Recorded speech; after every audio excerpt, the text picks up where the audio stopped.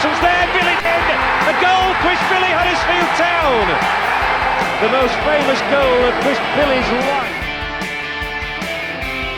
Is this the moment for Lee Fowler? It is. Take your place in Division 2, Huddersfield Town. Ruby and Steve Simonson's boots now. He's missed. Steve Simonson clears the frame of the goal and collapses in a heap of tears. Huddersfield Town are promoted. Mustafa Schindler has a chance to write his name in Huddersfield Town legend. And he takes that chance!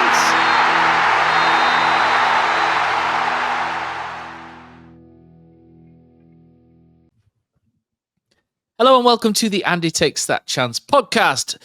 Baby, you're all that I want when you're lying here in my arms and finding it hard to believe we've won in Devon.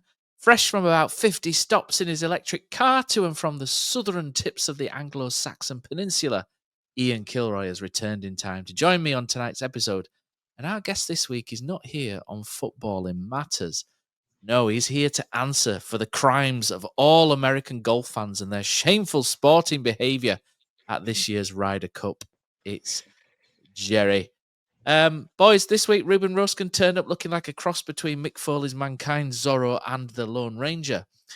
But it was the Lone E-Ranger from Chelsea that lit up St James's Park with another wonderful goal. Let's dive in. So how are we, boys, first and foremost? I want an apology. I want an apology, actually, Matt, from Jerry for the Americans' behaviour in the Ryder Cup. I think we need to just get this signed off now, especially as looking at the scores at the moment, it actually looks like there's a bit of a comeback on for America. So maybe it's actually working as well. But do you know what? Winning dirt is not the right way to win, is it, Jerry? No. I will fully apologize on behalf of all Americans for the behavior of our select few Ryder Cup golf fans. I'm not a golf guy myself at all. It's just not a sport, particularly slated a little bit, but like it's just not a sport. Golf, going to a golf tournament is not something I would ever do. So these are a collection of my countrymen that are in some ways completely alien to me. And I make, no defense of any of their actions.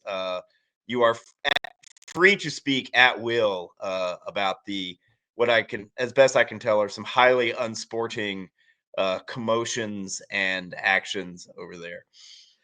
Twats is what we call them over here, Jerry. Yeah, sure. That works. Yeah.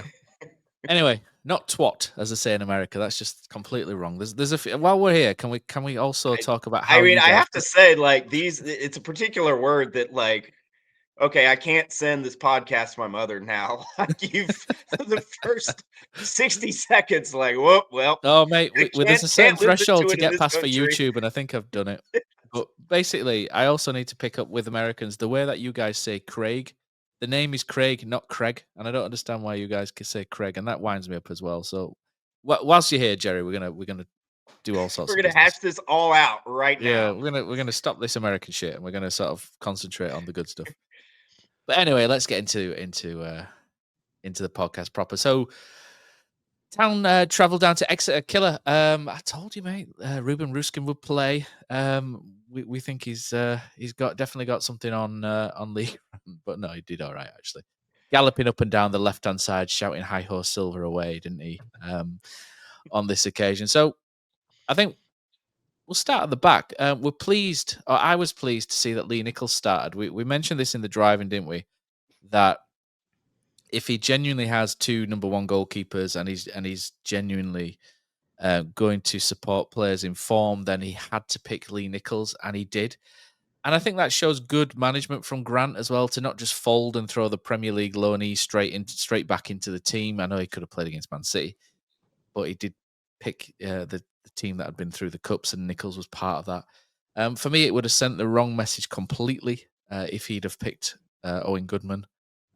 Nichols, for me, third game running was really solid, and it's early, and I don't want to jinx this, but he's playing himself into some of his best form for a couple of years, I would say now.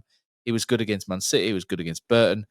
And for me, Lee Nichols at the minute is the number one, and he's playing out from the back quite well as well. Killer, there's a couple of little passes that are sneaking into his backpack there, and he's low key playing very well at the minute, Lee Nichols. He's great, Matt, and like you say, I actually expected Goodman to come straight back in, to be honest, and not because I wanted him to, but I just think a few games ago, if Lee Grant has to make this decision, he probably does. I feel like we're seeing a bit of a change in Lee Grant in a few different aspects, and I think that'll be a pattern of this podcast going forward, because I think there was a lot of things that changed in this game that not maybe everyone's seen, but there's definitely there to look at. Nichols looks like a leader again, Matt. I think when we've seen Lee Nichols at the best, he leads from the back. You can see him being quite verbal, and you could see him orchestrating where he wanted his centre-backs to get the ball at the weekend. And now that's not always been there with Nichols over the last couple of seasons. There's been quite a drop-off in his performances, and I think people were kind of ready for him to leave somewhat over the summer. And then it's a bit strange that Goodman's come in, he got a new contract, and Lee Grant spoke about having 2 number ones, and this proves that he actually does believe that. And just like with Joe Taylor recently, in that he'd scored a few and earned the start even when Alfie May was back, and Taylor did keep that start under Lee Grant. Nichols the same thing, Matt, like you say. His form recently has been so good, and it's nice to see it rewarded, because it's not always been like that this season for certain players in certain positions. It was an embryonic thing. Of course, the season had only just begun. But when you play as well as he has done, and you are a bona fide number one, and keepers as well, Matt, I do think when they are hot, you've got to keep them in. I don't think you can rotate them in and out. You can't really play yourself into form other than continuing to play in the first team into that form in the first place, and then keeping it by keeping your place. So for me, great decision from Lee Grant, and Lee Nichols looks like he'll pass it out from the back, like you say, Matt. I don't know what he's doing in training, but he seems to be very different than what he's been recently, because he looks like a bit of a ball player with it for the first time I can remember him being. Yeah, he's hit a few great passes. I'm delighted he's playing well finally, and everything looks good for Lee Nichols. It looks, like you say, it looks settled for the first time in a while. He's been through, well, not him, but Town have been through a lot of goalkeeper coaches, haven't they? And he's not just quite looked the same as he over the last couple of years. Since, to be honest, since Carlos Corberan left, he's looked a little bit shaky at points, or not quite as solid as he was. But it's good to see him back to his best, Jerry. And another one we were pleased to be back in as well as Nichols that you can cover is Josh Feeney as well. It's very much the same thing with Josh Feeney. He'd found himself out of the team from Murray Wallace at Bradford, and he's come back in. And we did cover this, didn't we, Killer? That he does make little errors with his heading. So does Joe Lowe. Joe Lowe, for me as well, isn't the best in the air for a man his size in terms of some of his decision making with his head. But Feeney, again, sometimes just taking a player out for a moment and bringing them back in does wonders for them, because Josh Feeney's been fantastic as well since he's come back in. And we say this in our WhatsApp group, and I think we said it on the drive-in, but on the quiet at the minute, our number one centre-back is probably Josh Feeney as it stands. Here's some numbers for you while we're talking about Feeney. All right, I so love this. Town have played 367 minutes this season, 11 on 11. So not when they're running uphill 10 on 11 at Barnsley, or when they've got all of the ball against Blackpool. 367 minutes, 11v11 with no Feeney on the field. Town have given up 8 goals. They've now played 425 minutes, so almost 5 complete games with Josh Feeney on the field and 11 players, and they've allowed 1 goal. That 1 goal was Owen Goodman spilling the ball at Keeler Dunn's feet. Feeney has started every game that Josh Feeney has started that Town have finished with 11 players. They've kept a clean sheet. Doncaster, Stevenage, Burton, and now Exeter. And, obviously some of those numbers have something to do with the opposition. Like, it's easier to keep a clean sheet at home against Burton than it is at Bradford. But the numbers kind of speak for themselves. Like, if Town are going to play this way with Josh Feeney on the field, then you have to keep Josh Feeney on the field. He looks to me one of the key players for Town going forward. It's just they play better with him on the field. I think his ability to both play the ball, and he had one spectacular pass in the second half where just a curled effort down the right into, I want to say it was Wiles. and Joe Lowe can't make that pass. Murray Wallace can't dream about making that pass, frankly. He is on another level in terms of being on the ball from them. I think his mobility next to Lowe is really important because Lowe is, he has his strengths definitely, but we know he's not the quickest. Ian, you talked so much about this going into the Bradford game about how you can't pair Lowe with Wallace and have enough speed and quickness like they're in the back line to expect a strong defensive performance. So I think, especially with Watmo out, it's kind of all about Josh Feeney in the back. And he was my man of the match for me in this one. I thought he was absolutely tremendous. Killer, me and you are big fans of Josh Feeney as well, and we covered it on the drive-in as well, where we said, when we signed him in the summer, we were sort of like not deflated, but just kind of like, oh, okay.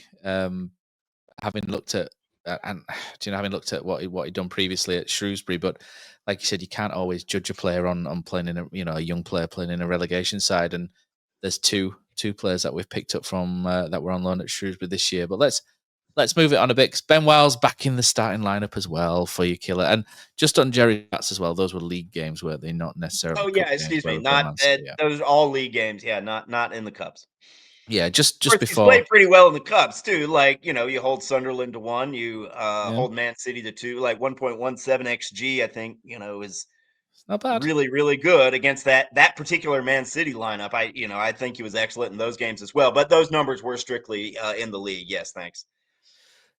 So, Killer, Town have altered slightly, and I think Lee Grant's shown a little bit of adaptability. Really, I think he came in with plans of exactly how Town were going to play, and he's had to, and he's kind of not flogged a dead horse, but he's taken quite a while to want to change things during games, hasn't he? In particular, in first halves. One thing that he's changed though recently is how the fullbacks play, and he's had to do this because basically all of our passing midfielders, or what you would class as a passing midfielder, like McGuane, Kane, Evans, they're all out injured. We'll talk about injuries later. So we've got Kasumu and Ledson in at the minute. And last week I was a little bit, I did wonder whether it would have been more advisable to have Ledson deeper and Kasumu higher on the press, and they kind of altered it a little bit this week. And Ledson was still higher, but Kasumu was very much box to box rather than sitting, and it worked really well. And what works really well is having a more attacking left back as well to balance that as well. So you kind of get your two defenders, your two deep lying midfielders, but then both fullbacks are pushing on. And I think if you cast your minds back to earlier in the season when we beat Leyton Orient 3-0, and then the next game we won as well against Reading. We won those games with two fullbacks on that were more attacking than what previously were on the field, and I think it's working quite well at the minute. And I thought David Kasumu, I was struggling on man of the match when I did player ratings because I could have made an argument for Sorensen, I could have made an argument for Feeney, I could have made an argument for Kasumu 100%. I thought he was really good. Ledson I thought was very good, but I gave it Castledine in the end because of the moment, really, rather than the entire 90 minutes. But just flicking back to Ledson and Kasumu, a lot of people didn't think this would work with those two in midfield because you look at it and go, where's the passing? And I think there are games where this probably won't work, and you will, for anyone that sits offers, it'll be more of a struggle. But then that's when they've got to utilise a Ben Wiles or a Castledine coming deeper and doing things. So that again, that goes back to the adaptability. But I thought that pairing, and I think David Kasumu is coming, and I know he has his detractors, and I know he's got his fans, etc. But I thought this was a good game for Kasumu. And as someone who's dug Ryan Ledson out a couple of times over the last few weeks, I thought Ryan Ledson was great in this game, and I saw a lot of what he can bring. And sometimes maybe players need to settle in quicker or feel more comfortable. Killer, I thought they were both really good, and I thought that was the engine room was pretty much the heartbeat of Huddersfield Town and how the game changed when those two got their teeth into the midfield battle. It always is, Matt. Midfields win games. As long as your centre-backs don't give goals away, your midfield win games. And sometimes it's hard to see why. It just kind of works or it doesn't, but you could clearly see it was working. I think Kasumu was great. He's limited passing-wise, absolutely. But I think passing in League One's overrated. I actually don't think passing is what wins games. It's the urgency to drive the ball forward through the thirds that wins games. It's about getting the ball 20 yards in front of you and you take every yard of it first. Passing does come into it somewhat, of course it does. But it doesn't if you can't run it. If you can't run the ball, it sounds like an FLE, Jerry. You got me sidetracked here before we started. But if you can't get somebody who takes the ball forward, because it's safer to run into space with the ball if you're not taking it past anyone because the space is there, than it is to pass, right? It's just common sense that. Kasuma does that as well as anybody. Ben Wiles does it pretty well. And so does Ledson every now and again if he gets it, but it doesn't really fall to him as often. But Kasuma especially, his drive and his tenacity in there is really, really good. He brings a different dimension. And it's no surprise that over the last 2 seasons, the games that we've won more often than not, the games that we've won well, has Kasuma in that midfield. And now, for whatever reason, at the beginning of this season and during pre-season, I don't think Lee Grant fancied him too much. There was quite a lot of time where he didn't get that chance, did he, to play too much? But he's really grasped it, and I thought he was fantastic, and he was top 3 for me in players of the match. And I just want to go back to Feeney quickly. I think he's such an important part of this entire system as well. You can talk about Ledson and Kasuma and how much better they looked in this game for a few different reasons. I think they were helped out. It helps when Feeney takes the ball out from the back and not Joe Low. If you saw how Town passed it around at the back, everything tried to get to Feeney before he could take it into that midfield, into that deep possession mode there. Whereas before it's been low or pass out to a fullback without kind of any progression. That was a shift. And the other shift, Matt, is that we weren't playing lopsided. When you have Sorensen on one side and Ruskin on the other, so you can press high on both sides of the field, it makes you unpredictable, and Exeter then have to shift both ways. Up until this point, every game we've had has been somewhat lopsided, and that makes it difficult. It makes it difficult for the midfield because they've got to do more on one side than the other. So then you find weaknesses in ways that you shouldn't because you are being too predictable. This is the first game for me where Lee Grant's got it spot on in all departments, and all of a sudden now we're talking about how good does that midfield look. I think it's a little bit simplistic just to look at it as being those two together has made everything else work. I feel like there were so many changes throughout the entire team. Also with Alfie May up top pressing, which brought us all the way up the field by about 20 yards after 15 minutes. The first 15 minutes were a touch different. But once that happened, we ran the midfield, we ran the game. And for me, before even getting into this is the best performance of the season so far. Oof, I've got that on the agenda later on. So as has become custom of Huddersfield Town, we started the game like a bag of spanners, didn't we? The first, I thought 20, really. I thought the first 20 minutes I made a mental note that 23 minutes. I think we had a bit of a comeback at 15, but it wasn't. It didn't feel like a comeback. It felt like a jab rather than a right cross, if you know what I mean. So we start poorly, and thankfully, it only lasts around 20 minutes this time. But in that first 20 minutes, things could have been much more difficult for us if Josh McGuinness doesn't miss that sitter, right? Because, I mean, Kasuma and Ruskin, who we've praised a little bit there, they get themselves in a proper tiz. And Ruskin does have a bad start to the game, really. The first 20 minutes, he struggles, doesn't he? The first 20. He has a decent last hour, by the way. He does really well. Maybe it was just the adjustment of the mask. Maybe he's trying to sing Phantom of the Opera still, or whatever. He's he's missing his sword or whatever.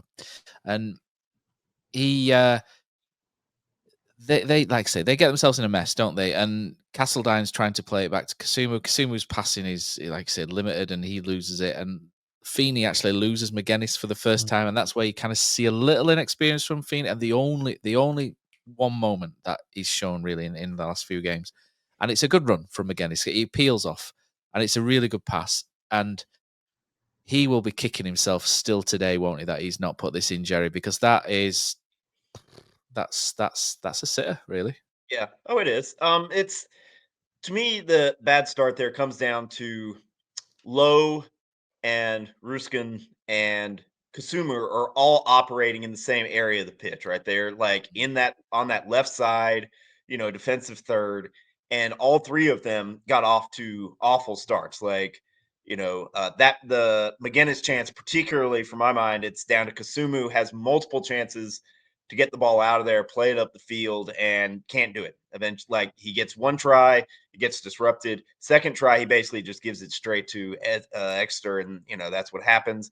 For me, I think Feeney is maybe caught just a little bit ball watching, maybe a step or two out of place. For me, that's mostly about it being just an excellent cross. Like if it's 6 inches lower, Feeney it's heads great it one. away. It really is pinpoint. McGinnis really does make a very good run. It all happens very quickly. I think it's fair. For me, it's a little harsh to say, oh, well, Feeney should have just cut it out. For me, like the problem there is that the ball is given away and then Town have to react so fast to what is a very, very good cross there. But I think overall the start really just comes down to that uncertainty again in that entire area of the pitch. It wasn't just Kasumu. It wasn't just Ruskin. Lowe was bad to start this game. He had the one play where he tries to shepherd the ball over the end Loses it, line, and like instead it just gets he gets his pocket picked and Exeter are in. Like, and you can't do that. Like, you have to take control of that situation, and that's an opportunity that Exeter have that comes out of absolutely nothing, right? Like, Exeter didn't earn anything on either of these chances that they had. And so I think that unsettles kind of the whole team when you have an entire area of the pitch that's struggling the way that trio of players were struggling in the 15 to 20 minutes there to open the match. You're not going to get up the field. The whole team is not going to be settled.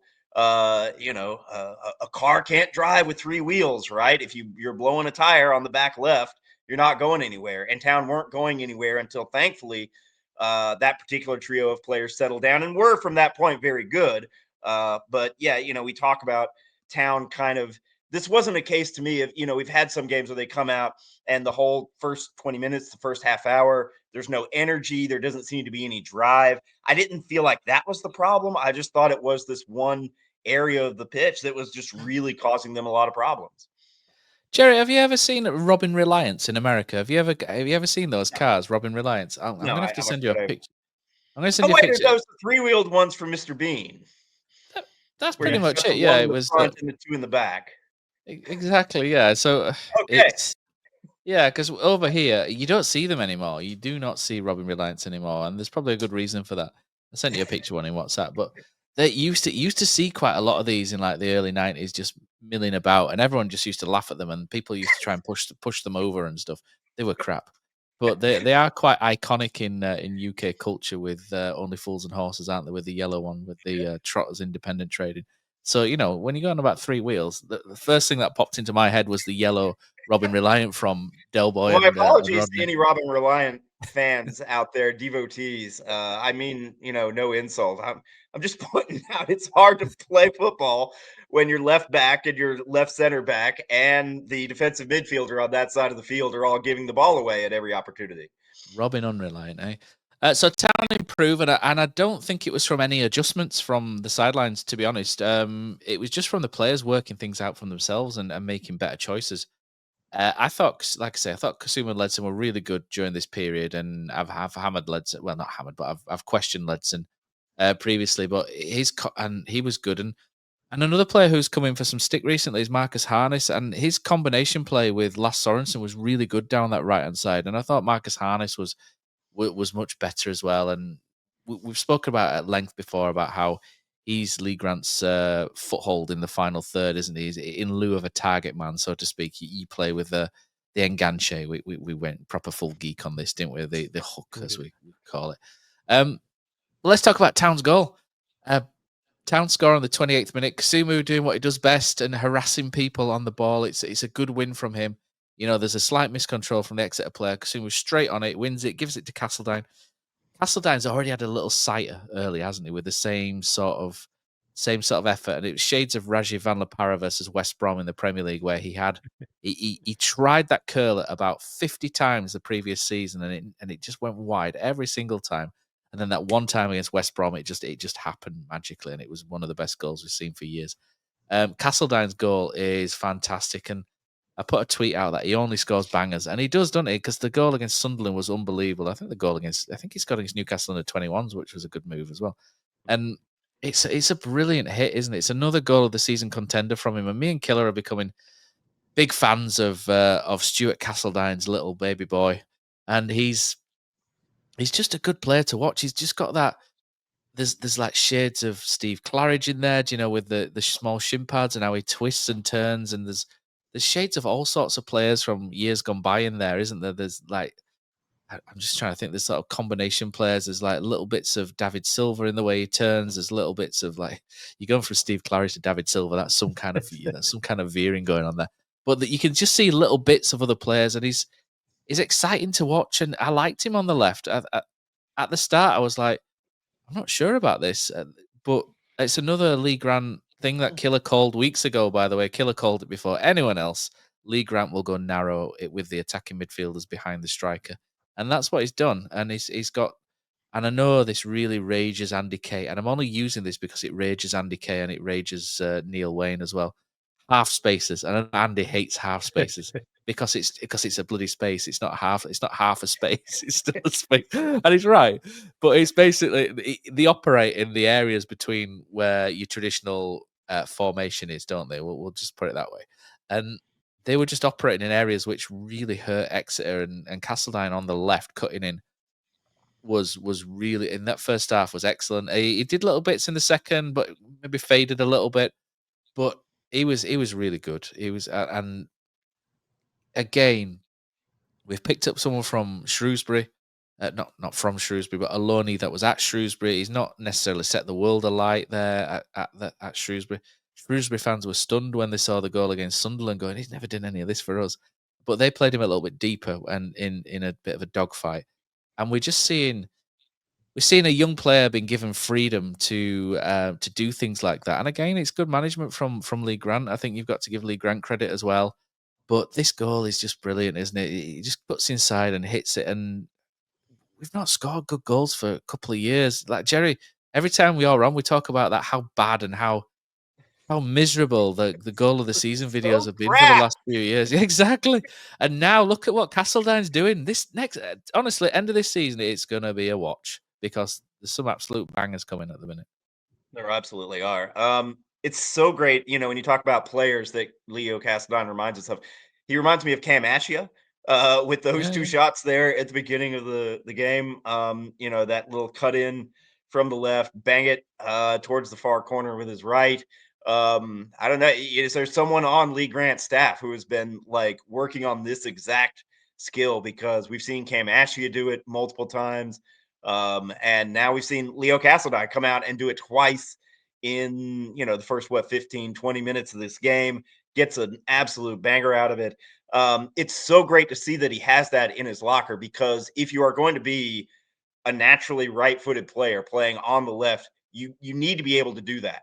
Like, you have to be able to threaten both taking it down the left, and providing that width, but also being able to cut in. That we saw some of both of that, maybe not as much him, getting down the flank. That's why I'm sure that's why Ruben Ruskin is starting on the left rather than Sean Rowan. Like Ian's been calling for, if you're going to play Castledine on the left, you're not going to have a lot of width out there. That's why we're playing an actual sort of attacking left back rather than someone like Rowan, who's going to stay a little bit deeper. And it worked. It worked an absolute treat. And Castledine was clearly the player of the first half.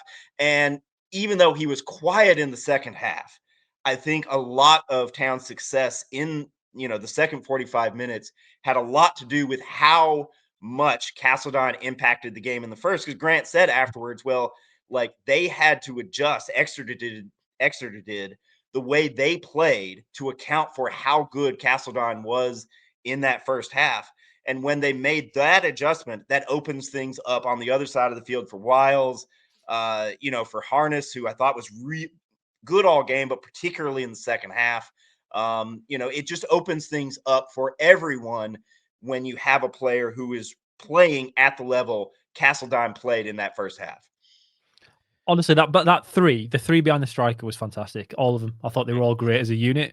I love it. And I've been after the three ACMs, the 310s behind Alfie May up top, because it creates overloads. Honestly, can you imagine trying to defend against those four? Like, with the way they all play slightly different roles, and when they're given license to also kind of flex. If you go on FootMob now, they have Castledine playing as a centre and Wiles as the left-hand side, and there were times when Harness dropped into the middle as well.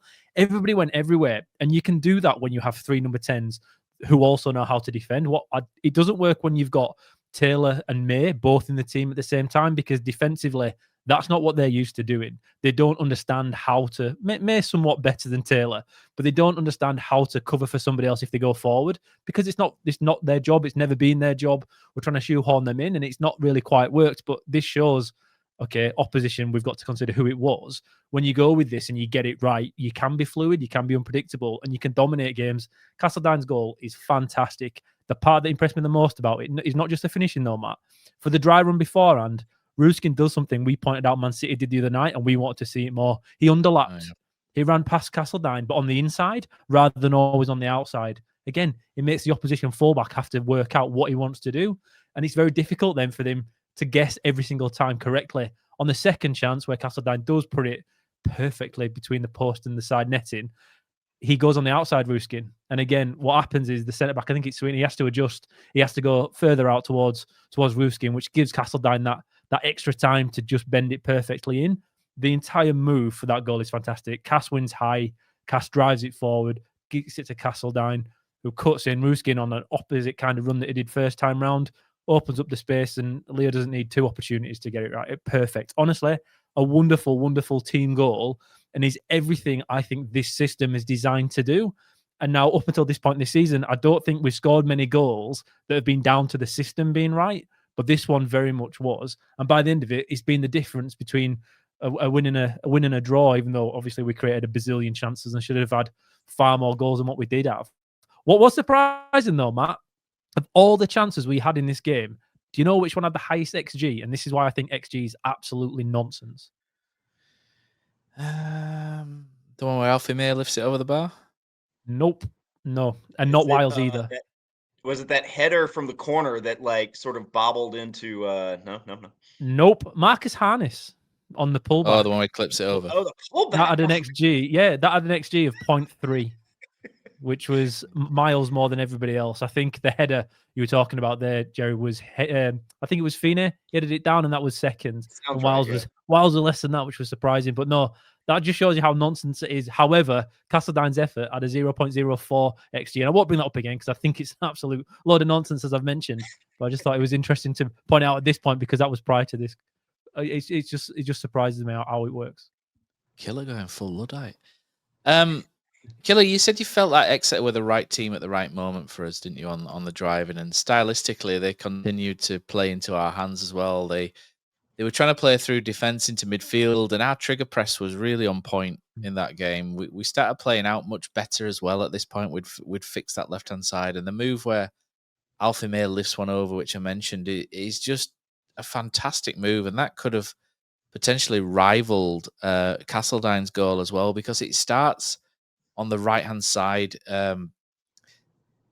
with it coming back from Nichols, and it gets played to Low to Ruskin to Castledine, and then the run from Wiles is really good as well, and he plays it into Alfie May, and if that goes in, that's one of those where you play it on, where people put it on Twitter and they say Huddersfield have reinvented tiki-taka again, like they did, that Man City goal against Rob Edwards kind of thing. Maybe I'm going a little overboard, but it was just a brilliant move, and that's how Lee Grant football should look. Well, theoretically, should look a couple of years down the line. That we should see more things like that, more things happening. But the combinations just worked so much better, didn't they? And part of it was probably the opposition in that they were right for us. But I think further down the line, we will see more like this against different styles and different types of opposition as well. This is how we have to attack because we've got small guys up top. You can't smash long, high balls to them. You have to work nice pieces of football, a bit of driving, then pull it back properly.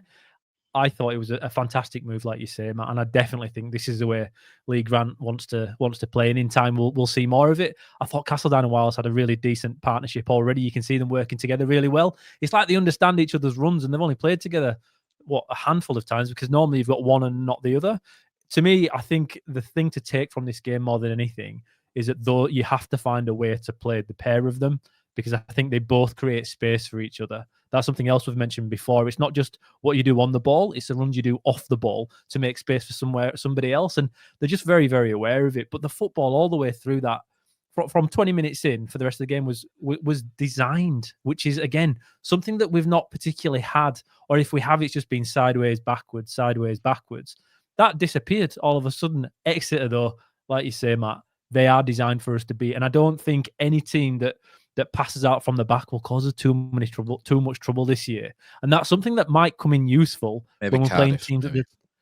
Maybe, but I think teams at the top of the division tend to play out a little bit more from the back. So I think what you might find is Town will actually do better. I'm hoping anyway, that the better team we play against, when they do want to keep a little bit more possession, it allows us to play this high press counter-attacking football. Our problem this year will be breaking down deep blocks. But for teams that don't, I think league round football, what we saw against Exeter, will be perfect for us. It's just surprising Exeter didn't really change it. You could hear Caldwell screaming all game. I don't know if you picked it up on the stream, but all you could hear were him screaming all the way through, getting these guys to pass it out from the back continuously, even when we kept winning it and kept looking like we were winning it. They didn't want to change their approach. And now not every team we face will do that. Most teams will change at least at half-time if we've done well in the first half. But Exeter look like they're in real trouble to me, Matt. And if you go onto their the fans forums at the moment, you can see them all complaining about the way Caldwell wants them to play, just pass, because it was perfect for us. And another reason why playing Ruskin was a good shout, Matt. You had to get him in there somewhere, because when it comes to winning the ball back, I know he played at left back and not high. He's as good as anybody at being that tenacious tackler and getting in there. Right team at the right time for us. But that's still not to underestimate, like you say, the tactical changes we made to make it better and to make it more controlled, because I think that's the word that probably sums up most of this, is that it was controlled by Town. I mean, not to oversimplify, but yeah. Say, Jerry, I do wonder, Jerry, who it was who said Ruben Ruskin would be a lot better as the attacking left back, and that Town would struggle against a deep block this season before a ball was kicked. So I wonder if anyway rhymes with let's see. Rhymes with twat, yeah. Maw, something like that.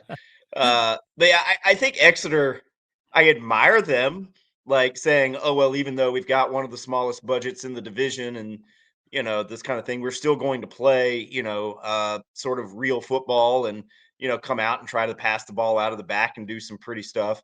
But it feels like they're trying to play Lee Grant football against Lee Grant's team without Lee Grant's players, right?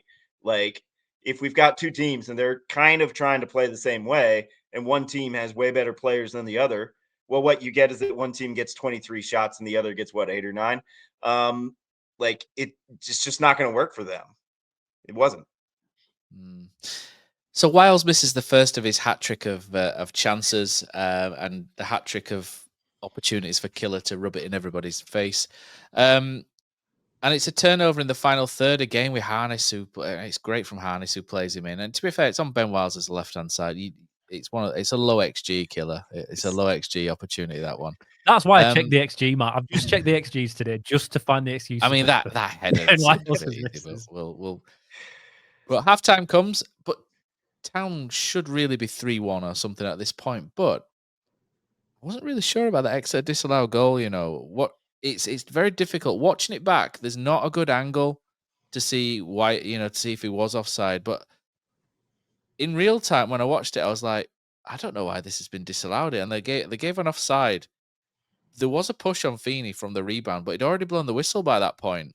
And when you watch it back, you're like, yeah, I think he might have given offside against the guy that doesn't head the ball in the far post. But I think it's Sweeney, isn't it, who heads it against the bar. It didn't look offside to me. I think maybe Town have finally been on the right, or been on the lucky end of a referee whistle, maybe. My theory, I watched it on the highlights 10 to 15 times earlier today, is that the linesman is flagging Wareham for a shove on Castledine. Castledine is in position. I think he's going to challenge the guy who heads the ball. I can't remember his name. He's in position to possibly challenge for the header from the opposite side. And their number 9, Wareham, extends his arm, gives him a push in the back. Castledine falls over. It's not like a super strong shove or anything, but it's enough that it knocks Castledine off balance and he falls over. I'm betting only $1, but I am betting it on the linesman seeing that and flagging it. That is my theory, because it's not offsides. Ledson is standing squarely at the top of the 6-yard box. I think he's straddling it with a foot on either side. To me, it's not close to being offside. Maybe, the linesman is flagging, like you said, for maybe the initial header in is offsides, but it doesn't look like that to me. I do think it's funny that Exeter spends the entire game trying to play nice, pretty football out of their back end. And then the closest they come really right there to equalizing the game is from a 40-yard set piece. It's just a bit of irony there. Nah, Yeah, it Fitzwater does shoves badge Feeney him a though. little bit. Fitzwater shoves Feeney before he heads it in anyway. Oh, yeah, That's not what the absolutely. decision was Yeah. given. There was a clear push on Feeney, and I think Feeney challenges and probably heads it backwards. Before it gets to that point, Fitzwater shoves Feeney. So that's a free kick anyway. That would have meant the goal wouldn't have stood. I'm not saying anybody should be apologizing because, But the offside, there are 100 reasons. that's as much of a phantom as the Phantom of the Opera Matt of Ruskin, because it just wasn't there. There was no offside in that play whatsoever. But the linesman did signal an offside, so no idea what he saw. Yeah, well, be thankful because we've seen that go the wrong way plenty of times. So, second half, Town are a little sleepy in the first 10 minutes, and Nichols makes an incredible save, doesn't he? It's a great save, is this one. But we snap out of it quite quickly and retake control. There's some really good combos in the middle. Wiles misses another 2 chances. The header he really should be putting away. I'm going to go to you, Killer, because you're the Ben Wiles aficionado in our group. It's a great ball by Ledson. Is this one? It's a really good ball by Ledson, and Ben Wiles is. Do you know what? You've got to be in the positions to get the chances, which is one thing. Which I'm going to take that away from Killer straight away because I'm sure he was going to say that. But it's true. You do have to be in positions, and I think a lot of Ben Wiles' movement was really good on the day. Execute. It's usually what they say: movement good, ideas good, execution just off. But I think Ben Wiles will look back at some of those chances and today and yesterday, and he'll just be like, "Oh, sake." I am, to be honest, Matt. You're right. I was going to play that card. Unfortunately, I will not. I do want to mention though, on the header, Leo Castledine's run is unbelievable on that. If you go back and watch the highlight, Castledine starts on the outside of Wiles. He sees he's a 2-on-1. He takes the inside run, which brings the defender away to give Wiles a free header at the back post. He has to score. It's an awful miss, that one. There's no excuses on that one. It's nice that we didn't really pay for it, luckily enough for me. But that was not the actual worst miss, I don't think, to be honest, Matt. I think the one where it was pulled back for him and he's hit it first time instead of controlling it and putting it into the goals, probably worse. I think when it's a flash header, you can perceive somebody's close to you and rush that kind of happens. But when there was a pullback and he's blazed it over the bar first time instead of controlling it and putting it in, I think that's actually worse. But again, yeah, he has got there for the chances, Matt. We've had games where we've created absolutely nothing from that role, bar Castledine. What Wiles does really well is that he plays a 10 who then becomes a second striker, better than anybody else, better than Castledine does down the middle. He links really well with Alfie May. And then like in these moments, that's where he gets these chances because he plays as that second striker. So it's something all-time fans should love, surely, a 4-2-3-1 that goes to a 4-4-2 in attack, because that's the angle. That's the angle. For today. But no, the missing's terrible. The amount of chances we wasted on Saturday is not something you can do game in and game out. But it won't happen game in and game out either. Creating the chances is the most important thing, because on another day, with no different training, just a little bit more composure and a little bit of luck, we run out 4-5-0 winners, or 5-2 if you're counting the Exeter chances. That's how it goes. It was just an off day, yet we still managed to find enough to win it comfortably, all but by the score. So no, Wiles has to do better, absolutely. But so does Taylor. So does Alfie May in the first moment. So does pretty much everybody else that had a shot on goal, because we have one shot on target all game. Is that what it sounded like? Is that what it sounded was? Like Joy Swall then when you said he got to do better. It just gave me a flashback to one of his Facebook. Hasn't he been deleted though? I've not been deleted just yet, but maybe that's to come when we talk about the stadium. Everyone gets deleted eventually. We'll be there, won't we? Yeah, May hit the crossbar. Taylor puts that one wide. 22 shots at goal. I know we should have won by 4 or 5, but just to go back to Killer's point, this for me was not just the best performance of the season. I know Exeter were made for us, but it was probably the most enjoyable watch as well of the season. I think Sunderland was quite an enjoyable watch in a lot of ways, but just to see, I think as a fan, I know a lot of football fans, especially at Huddersfield, like to see the ball forward early, and they like to see that almost basketball style, don't they? Of get it forward early, get the ball in the box, get it in mixer, get it to big guy up front, that kind of thing. I like control. When I watch my team, I like to feel that my team's in control, that they're dominating the ball. quicker rather than slower, preferentially. But I like to think that we've got control, and I don't like it when I feel like the opposition could score at any moment. I like it when we're organised, we can break out. That's what I felt that we had control in this game, even at 1-0. I didn't feel like Exeter were going to score towards the end. I know they went forward a little bit and threw caution to the wind a little bit, but I felt like Town had control. I felt like the midfield had control of the game, and it was for me. And I think in a lot of ways, for whatever your flavour of ice cream is, I think this was probably the most enjoyable watch of the season. Vanilla for you, vegan ice cream killer. Oh, yeah.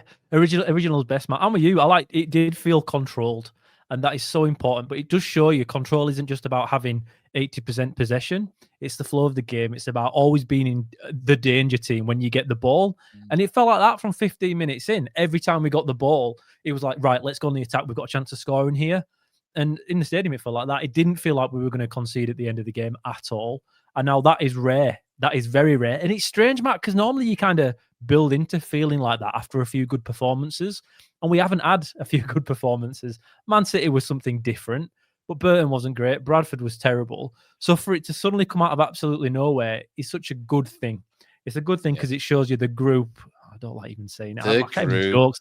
The group are in a good place because Killers grasping nettles. Having had a few bad results, it could have been the perfect time to fold somewhat. We didn't. We kind of went at it even more, controlled the game, and deservedly came out as winners. And to be fair, Lee Grant looked different to me, Matt. I don't know if that came across on the streams, but he was shouting a lot more. He was giving a lot more instructions from the sideline than he has done recently. I felt like there was a real maturity in the performance from Town. And now that was the kind of performance you expect of a team that by the end of the season is going to be right up there. And for me, up until now, Barley and Orient, I've not seen it at all. Stevenage was okay, but I've not seen it at all. And that's something I've questioned up until now. Whereas there's not a bad thing to say about this performance at all. From start to finish, bar missing chances that we should have put away, it's all positive. And that's so rare for a Town team of any year. But especially this season, we've really grown into something all of a sudden where we look pretty good. And now we could all throw this away this week coming up. I understand that. Of course. But it doesn't look like that. And it didn't feel like that at the end of the game. And something else that's really important here is Exeter had a full week to prepare for this game. They had no midweek game. Colwell came up to watch us against Man City midweek, and they still struggled to cope with us. We are better, I think, all of a sudden than we have been up until now. But controlling games, man, I'm all for it. And long may it continue. Jerry, what's your favourite ice cream? While we're here, I went to when I went to Spain a few weeks ago. There was this Dubai chocolate ice cream, and it was unreal. It's definitely the best. And it wasn't full milk. You know what I mean? No almond milk or oat milk or whatever Killer uses. It was full milk, and it was incredible. I think that's taken over as my favourite at the minute. But go on, Jerry. I am partial Ben and Jerry's. to the we moved. The great tragedy of us having moved last summer is we moved away from our local ice cream shop. It was a place called La Real Michoacana, which was run by a family of Latino immigrants there in Northport, Alabama, who made all of their ice cream in-house. And they had a key lime pie ice cream there, which was really, really good. Me personally, the Stevenage performance this season was my key lime pie ice cream of the season so far because of the control element that you mentioned, Matt. Stevenage is an excellent side. I think we've all figured that out by now. And Stevenage did not lay a glove on Town in that performance. Like Town, they only scored the one goal, but there was only ever one winner in that game. And Stevenage are a side that nobody else has been able to do that to yet this season, really. They're very, very good. Exeter, I agree that this was the most entertaining performance of the season. It was great to me, particularly that Town came out away from home and did that, because we've been saying, where is the complete away performance? They went away to Blackpool, who are not good. I think they're probably better than Exeter, despite the head-to-head result between those teams. They certainly have more talent than Exeter, but they went to Blackpool and it was bad. They went to Barnsley and because of Owen Goodman's decisions, that was bad. They went to Bradford and it was terrible. We were due to see, like, can they go away and put together a real performance like we know this team is capable of doing. We've seen it against Orient. We saw it, for me, against Stevenage, that kind of performance where they go at the opponent and really just kind of dominate the game. And they did that. And seeing them do that, not at home, I think is extremely encouraging. But it is Exeter. For all the reasons you guys talked about on the drive-in, for all the reasons we've been talking about in this podcast, I think especially for the fact that this is the exact sort of opponent where if we're going to play Ledson and Kasumu together and have both of them on the field at the same time, an opponent like Exeter plays right into that, like where they both have opposing midfielders that they can go and close down, right? That they have that sort of ability to drive forward and attack without worrying about trying to play through a low block. And when we're asking Ledson, there's a reason that this was Ledson's best game in weeks, right? We're not asking him to try to play this really sort of cutting ball through the lines to find a run from the striker or whatever. Kasumu, not having to dribble, like he's got space to dribble into instead of trying to dribble through Burton's banks of four, right? This particular opponent, I think, made that particular midfield decision look a lot better. And I think, it remains to be seen. I totally agree with you, Ian, for that reason. I'm really interested and maybe even encouraged about playing a Stockport and a Luton here in the next couple of weeks, because those teams will play the same way. They will give Ledson the Ledson Kasumu pairing. They won't ask them to do the things that pairing can't do the way that Burton did. And so that's the grain of salt I take away from this performance, is that I do think this really was the right opponent at the right time, but you can only play whoever the fixture list brings up next. Town got Exeter. They played the way that they should have played against Exeter and got the 3 points. Europe have retained the Ryder Cup, so let me be the first to say, suck it, Jerry. Not that I give any kind of shit about golf, but there we go. You're well within your rights at this stage of the geopolitical sphere. Everything, Matt. The Ryder Cup gloating, I give you full rights to. I genuinely don't. I don't care. Golf's not my sport, so we'll move on. But do you know what? So I want to say a big well done to the 600 or so Town fans that made the journey to Exeter. Killer. I'm sure it was a killer, so to speak.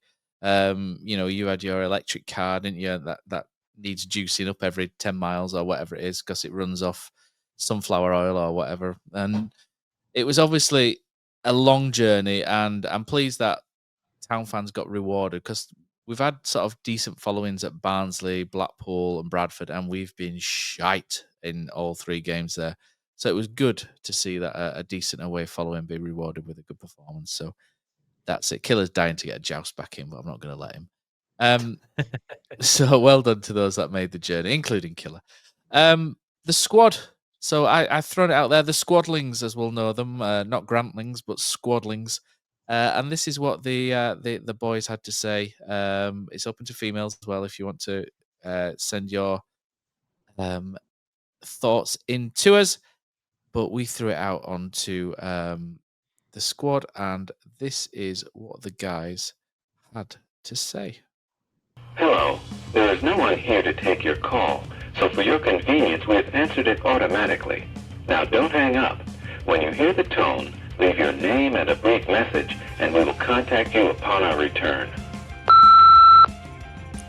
So my thoughts on this match for Town away at Exeter City, really have to be pleased with what we saw today, I think, in some aspects.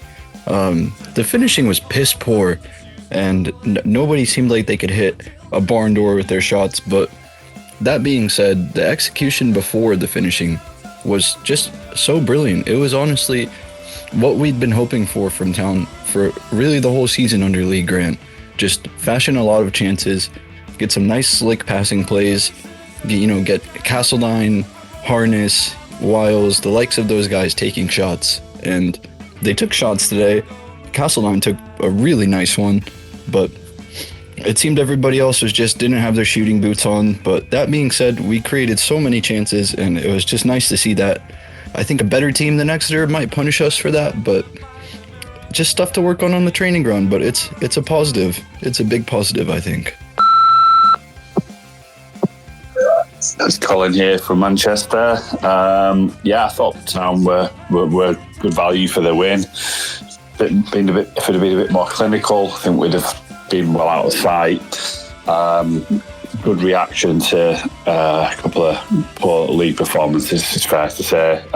Showed what we're kind of capable of when we do turn it on. Really big fan of Castledine now, and I think he's pretty much cemented his starting place for the time being. I'd like to see us sort of play a little bit more of a settled lineup now. Thought we looked really good for having Feeney back in, just a lot more assured by that really bad miss early on that they had. I think that this just kind of needs to be the template moving forward now. Hopefully just be a bit more clinical and start putting size to the sword. Okie doke. So thanks to the squad. Only 2 people sent in this week, Killer. Only sing when you're winning, not Huddersfield fans. They sing when they're unhappiest, I think. But no, it's one of those games where there's probably not a lot. Yeah, we had a lot there. It's one of those, isn't it, where there's probably not as much to say because we won the game, controlled it, missed some chances, but scored a lovely goal. There we go. We could have just made this a really short podcast. The injuries are getting... I know I go on about injuries all the time, but it's experience which has taught me to be wary. 3 years of this shit now, basically. And we learned after the game that Redmond's going to be out for months to join Will Alves, who's out for months, to join Herbie Kane, who's going to be out for months. It's a little bit depressing when this happens. We've had 13 players injured so far this season, 13 different players injured. By this point last season, which I still think must be one of the worst injury runs ever in the AFL, Town had 12. So we're actually beaten last year by this point. So that worries me slightly. But we do have some players coming back soon. Lyndon Gooch came off the bench, didn't he, for a couple of minutes, which was good to see. Anthony Evans, Jack Watmore are back training, which is also great to see as well. I think I'll just very quickly go through a couple of things. So Town Women won 1-0 against Chorley in the FA Women's FAWNL Cup, to give it its abbreviated name. Great result for the girls. Town Under-21s lost their recent game 3-1 to Sheffield United, and Town Under-18s lost 3-0 to Barnsley. So the academy's back up and running. It will take some time to get back up to full steam, but Town are certainly... also, I think one thing to bear in mind is they're moving up to Category 2, so they are playing better teams now than what they were doing this time last year, which is good to see that Town are heading that way. What's also been quite good to see is that Town have been very upbeat this week in the stadium news. So the big news this week is that Town owner Kevin Nagle and CEO Jake Edwards have agreed a deal with Kirklees Council and Huddersfield Giants that the ownership of the stadium will transfer to Huddersfield Town. The club are obviously very excited, and a lot of fans are too. Some older fans will exercise caution because we've seen a lot of examples in the past whereby owners get their hands on a stadium and then use it as collateral. We saw years ago that Wrexham owner tried to flatten the racecourse ground for houses. There's Bury, there's cautionary tales from down the road with Leeds and Bradford. Flamingo Land still on, I think, Bradford City. They're on a good ride at the minute. See what I've done there. But you know that there's where there's bad examples, there are also good examples. I just wish that we could maybe speak to the chairman of the HTSA for their opinion on the matter of this killer. That is me throwing that. All we want. Okay. As Town fans, we want to win as many games as we can and see Town be as successful as they can on a solid foundation. Now, Kevin Nagle believes owning the stadium will enable us to make more revenue and hopefully be able to have a bigger spending budget for the playing side of the team. That's pretty common sense if you can make the stadium work and the revenue work. and I'm all for it. If that's the case, they're very excited about it. I understand that. They've been very open in wanting to own the stadium. There's obviously the Giants and the council aren't in the same position Huddersfield Town are in when it comes to looking forward and filling a stadium with 22,000, was it, against Man City the other night? So they must have great plans. It's never looked better. We can pretty much all agree on that. It sounds good. The seating's great. I think that's a Dean Hoyle thing, isn't it? The Jumbotron, the Super Jumbotron, looks massive behind the I'm the looking forward to seeing that. it? That's going to be unveiled against Stockport, isn't it? So that's I'm not entirely sure. I hope so. And I the hope plan wasn't it? Yeah, I hope so, and I hope they do pitchside entertainment. I don't know if have you been to Stoke, Matt? They do quite good in-depth entertainment when it comes to their pitchside stuff. So that should open up new possibilities for Town. But look, we want our football club, and I will say our football club because as fans, it's ours, to be as successful as it can be. And now that does require money, and making as much money as possible in the right ways from the stadium can only help that. So they seem very excited, and I'm looking forward to seeing what they what they can do, because up until now they were talking about renovating and making it look better, and it does look great. I think that's pretty acceptable to say. But no, I'm looking forward to seeing what the plans are and where it can take Town, because all we want is a football club that wins and is back in the Premier League in a few years, please. That would be great. I think this has got the potential to be exciting, Jerry. We've seen the good work that, like Killer's mentioned, that the ownership group have done. I don't know why it's an ownership group now. It's one owner. It's Kevin Nagle. So we've seen that the good work they've done around the stadium. We've seen a lot of the murals that around, it's not really murals, but the print work that they've done around the side. We've seen that there's an improvement in the club shop. We've seen other little bits and pieces. It's better outside. The fan zone areas are much better than what they were, and they do talk about the experience, the match day experience, and Yorkshire folk aren't really fussed for that. Their match day experience is how the team looks on the pitch, and I think that there's maybe a little bit of conflict at times, but I think I think it goes quite well together, because if it's not great on the field, at least it's a pleasant experience going on your way up to your seat. Maybe not so much in your seat, but So I think it adds to it when things are going quite well on the field. I think you feel happier there. You feel like you want to spend more time there. You might turn up earlier, and it's been really good.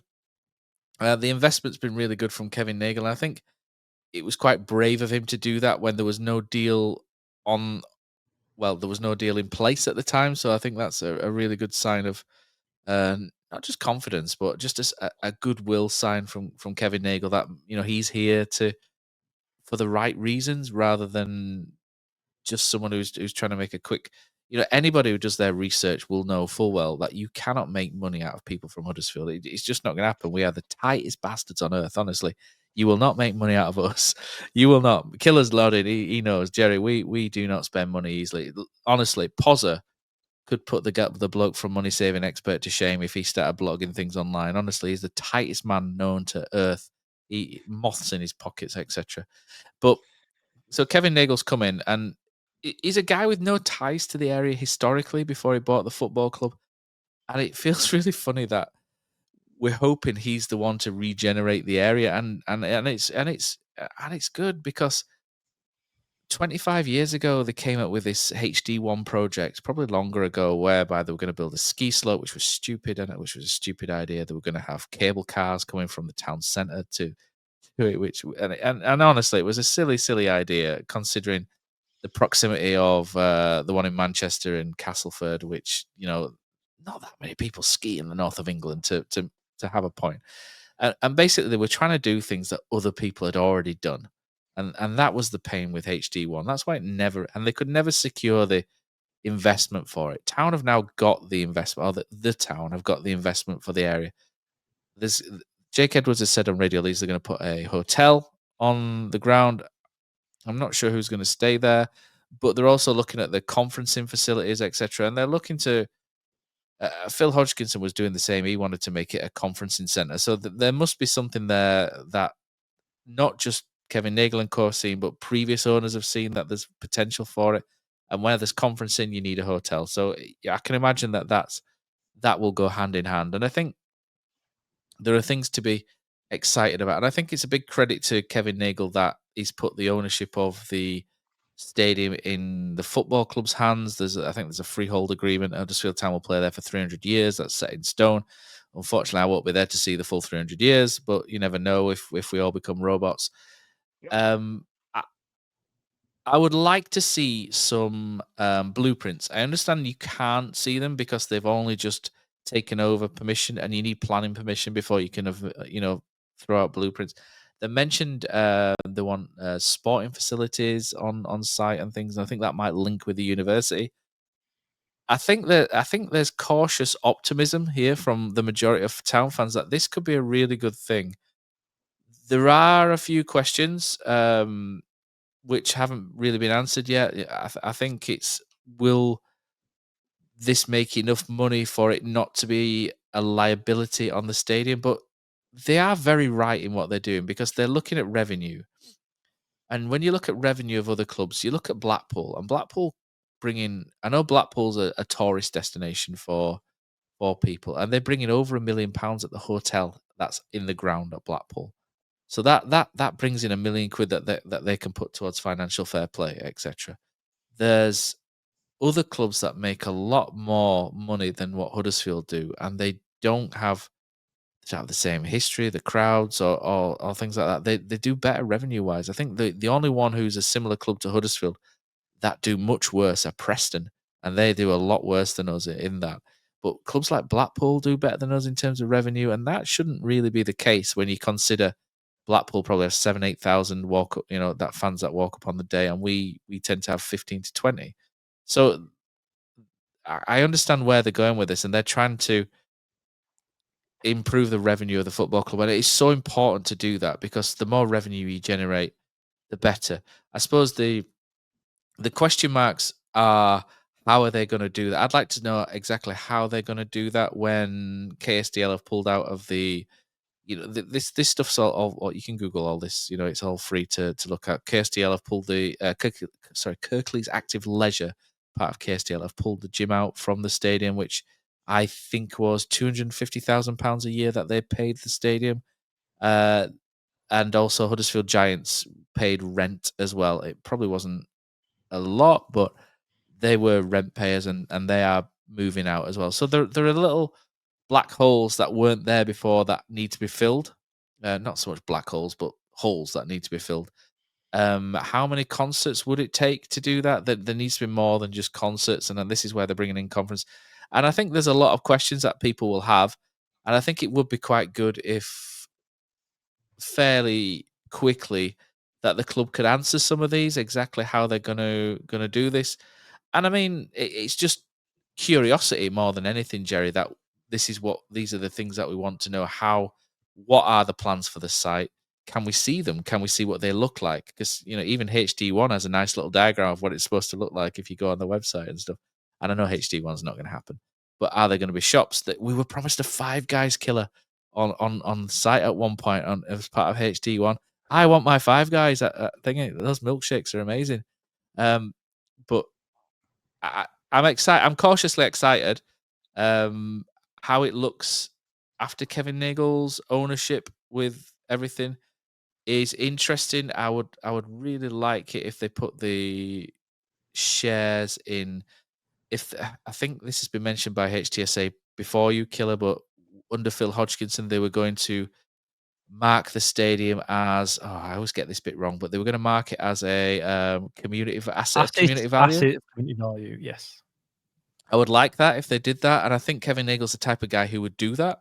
I'd like to see them mark it as an asset of community value, which means that it can't be used as a pawn in future after Kevin Nagle. So if Kevin Nagle does that and also puts maybe the ownership in a trust, which would be fantastic, and then when Kevin Nagle sells the club, when we're in the Premier League in 5 years, whoever comes in, the Russian oligarch who comes in, can't then use that against Huddersfield Town. That would be ideal. And I think if Kevin Nagle did that and he invested in the site, I think he would be, and I don't think it's silly to say it, but he would become one of the most important modern day people to have invested in the town. And I think that for me would be a Kevin Nagle legacy, that he is the man who helped regenerate parts of Huddersfield. There are other challenging parts, Killer, as well. There's Leeds Road is a challenge. It's a horrible road in and out. Is Leeds Road. So if you're building a centre there, they're probably. I know it's not for Huddersfield Town to do, but the council may need to help in widening the road if it's possible. I know it probably won't be at certain points, because that is a nightmare. If you make Leeds Road busy, it grinds to a halt, and people aren't going to want to go because they're going to go, I'm not going to drive on Leeds Road. It's an absolute bag of shit, etc. Helps when they don't close it when there's a home game as well. But I think there's a lot to be excited, and I've talked a lot because I'm quite excited about what this could be. This is the first time that there's genuine investment in the club or in the land since 1995. 1996 when they did the North Stand and the other bits. 97. I mean, Ken Davey kind of charged the stadium out going back to us in a roundabout way, didn't he? But it's an exciting time, Jerry. As someone who's been to Huddersfield a few times to watch the games, how do you view it from that side? Are you excited, cautiously optimistic, or skeptical? What's your stance? No, I would say this. So That's the a match Kevin day Nagleism. experience That is something. it's The supposed match to day say, experience. I would is say something- this much. That's the Kevin Nagleism. Let's get to Oh, work. is it? Well, it's the Americanism, I guess. I would say this much. Americans are very focused on the match day experience, right? Like, Yeah. and that is both good and bad. It can be good in that you get improvements like a Jumbotron, like an H-Town, like, Yeah. sort of like, let's make this feel more like an event and not just a game that you go to. The problem is that you can go too far with that sort of stuff. And I've been to NBA games and NFL games where you're having music blasted at you, and every potential stoppage is sponsored by some sort of company where their name gets read over the tannoy, we would say the PA, and you find yourself not being able to enjoy the game that you've paid to come watch because there's so much else going on in the experience, right? And so it is incumbent on Kevin Nagle and his crew, his staff, to develop the match day experience in ways that still preserve the Huddersfield Town experience, and that when you're there that you are still watching the football match, and that the football match is what is important, and that you keep for lack of a better term, the soul of the stadium, the soul of the club, all of this incorporated into the experience, that it's not just let's bring in, somebody who comes to 2 matches a year and blast music at them, and maybe their kid goes home saying, oh, well, that was fun, but nobody's connected with it in a way where they want to come back and they want to be supporters of the club. It's easy to get people to go to a movie, but a football match isn't a movie. We're trying to develop literally a lifelong connection with the football club. And when you overdo it in the way that I have personally experienced American sports franchises do it, you lose that. You have people who are willing to buy tickets from time to time, but you don't have supporters. You don't, pass it on to the next generation. And so, that would be my sort of concern I would express to Kevin Nagle. I'm happy with the stadium deal. It just seems sort of common sense to me that if Town, this is the way I've seen it, is, if Town are producing almost all of the revenue that the stadium generates, then Town should receive the highest percentage of that revenue. And that hasn't necessarily been the case, is the way I've understand it. I'll cop, like, the business side of sports is my least favorite side. I'm the person who wants to just watch the game and not have to worry about all this stuff, but we have to worry about this stuff as fans of Huddersfield Town Football Club, like, because this does impact, obviously, what we see happen on the field. And so I'm trying to keep up. But from here, it seems like, there's a lot of potential with the stadium deal, and I'm happy to see it go through. If for nothing else, then, there's less uncertainty, right? We know where the club stands vis-a-vis the stadium. And this at least can be put behind us, and everyone can focus on whatever comes next, right? Yeah, There is an I did opportunity here. I'm sorry, Matt. forget, There's an Keller. opportunity. There is an opportunity It will be, here. sorry. I will be. But there's an opportunity here for this to be the greatest thing that's happened to our club in most of our lifetimes, if it's done correctly. And now it's really exciting, but we need to see what the plans are before we can get too carried away. However, the opportunity there is fantastic, and if we do get it right, this can make us overspend on what we can currently because of the old agreement when it comes to 40% ownership of the stadium, therefore only taking 40% of the profits. There's a massive opportunity here if we get it right. And I'm really looking forward to seeing what those plans are. I understand why they couldn't have been revealed before now somewhat, because obviously when you're going through these kind of negotiations, you can't release all the information that you have and all the plans that you want going forward. But now it's all done and dusted. I'm pretty sure we will be able to see them. And in the coming months, I think things will look a lot more clear in regards of what the plans actually are. And I'm really looking forward to it. I want to see a video. Do you know, like Birmingham City when they mentioned the new stadium and stuff, they had the big video ready to go and stuff like that. I'm expecting like a nice fancy video of what's going to be at the stadium and stuff, and I'd love to see that. I just wanted to mention one thing, and that was basically that when I mentioned the holes that they have to fill, financially. I've only got halfway through Jake Edwards' interview on Radio Leeds, and he does mention on there actually that Town weren't benefiting from the catering and all the other bits and some of the advertising and stuff, so that will go towards that. So it's not just a case of having to fill exactly what they've lost. Other bits will cover that, which will be great. And I'm excited for it. I think it's a leap of faith, isn't it? Sometimes I think it's hard when you're a dour Yorkshireman who's been screwed over. Well, not screwed over, but you've had owners before who've not invested in the site, or when they've said they're going to invest in certain things, they don't, and stuff like that. And I'm not naming names, and that goes back since Bill Shankly, etc. I'm just talking generally here. I'm not digging anyone out, but and then someone comes in and says, "I'm going to do this, this, and this." I think a lot of people go, "Oh yeah, we'll believe it when I see it." But I think this is going to be a leap of faith in Kevin Nagle, isn't it? And I think people can be excited about this, and they can be excited about what the future could hold. And I genuinely believe Kevin Nagle's intentions. I know he wants to make money, but I do think he wants to make money for Huddersfield Town in terms of revenue to make the football club better. Because I think his end goal is going to be to sell Huddersfield Town higher in the pyramid system. And if he does that, fantastic. You know what I mean? He's got Huddersfield Town. He will have got Huddersfield Town into a better position on the field, and off the field, it's in a better position already than it's been in quite a long time. And he takes credit as well for me for what he's done with the football for the academy as well, bringing the academy back.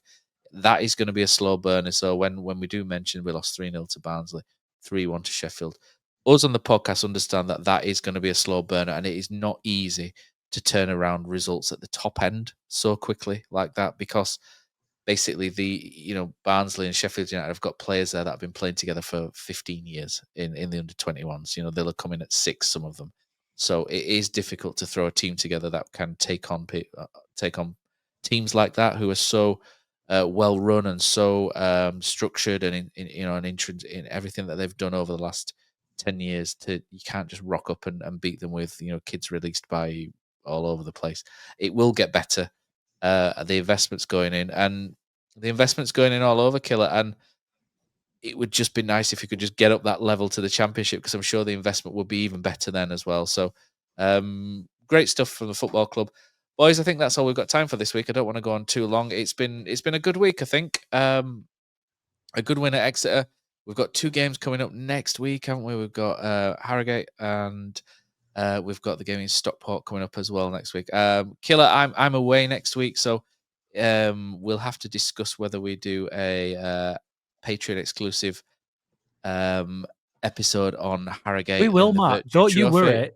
It will be done. And it might be time to bring Cozzy back. We might make Cozzy go to Harrogate. He's in Schalke. The reason why Cozzy's not on this week is he's in Schalke. He's in Germany enjoying bratwurst and currywurst and all the wursts. He'll be back soon, won't he? But he's currently enjoying life as Cozzy knows how to do. So we'll be back soon. And do you know what? We'll be back next week with a driving episode and an extra time after Harrogate. Killer might have to do a lot of heavy lifting because I'm away with work. But that's it, all we've got time for, apart from one last thing.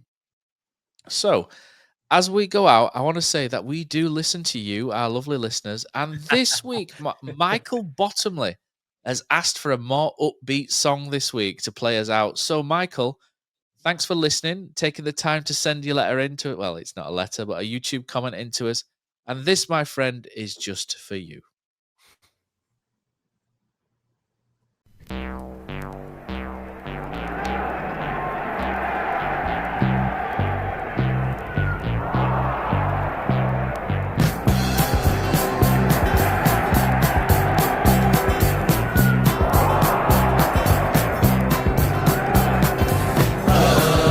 Midfield, the best team in the land, the biggest thing in football since the Football League began. We'll follow them to hell and back, we'll answer every call. We think they are the greatest team that's ever kicked a ball. About a mile from Huddersfield, down on the A62, there is a place we call Leeds Road I'd like to show to you. It's there that all our heroes play, there's none can match their skill. And we all know no matter what, there's none that ever will. Yeah, Huddersfield, the best team in the land, the biggest thing in football since the Football League began. We'll follow them to hell and back, we'll answer every call. We think they are the greatest team that's ever kicked a ball. We know that there are many teams with followers and fans who said that we had had our day, but they don't understand that we've just been regaining strength and now our rest is done.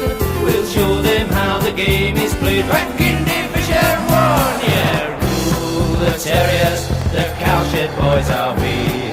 We shall cheer our team to victory. Yeah, Huddersfield, the best team in the land, the biggest thing in football since the Football League began. We'll follow them to hell and back, we'll answer every call. We think they are the greatest team that's ever kicked a ball. So come on down to Huddersfield and watch the Terriers play.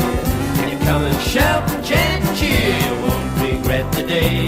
You came with us to watch the greatest team that's ever played. The greatest game of football since the first football was made. Yeah, Huddersfield, the best team in the land, the biggest thing in football since the Football League began. We'll follow them to hell and back, we'll answer every call. We think they are the greatest team that's ever kicked a ball.